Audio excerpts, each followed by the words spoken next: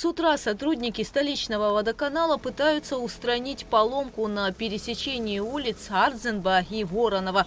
Дело в том, что здесь соединяются три водопроводные трубы. Вместе стыковки чугунной и стальной труб, которую недавно заменили, расшаталась чеканка, в результате чего и произошел прорыв воды. Этот чугунный стык расшатался, свинец расшатался. Вот сейчас ребята они меняют этот свинец. Забивают новый свинец. Вчера вечером здесь произошел вот сильный прорыв, сильное извержение воды. И было принято решение остановить воду.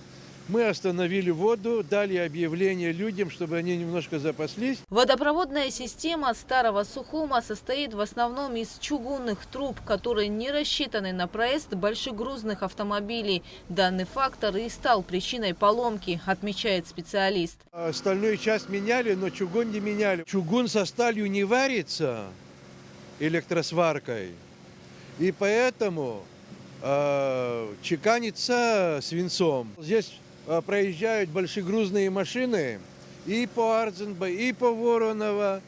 И вот этот свинец расшатывается. Но это обычное дело, где лежат чугунные трубы, вот, где проезжают большегрузные машины. Это обычно, это во многих местах это происходит. Ремонтные работы на пересечении улиц Ардзенба и Воронова планируют завершить в течение дня. Гугут Савардания, Ахра Амичпа, Абхазское телевидение.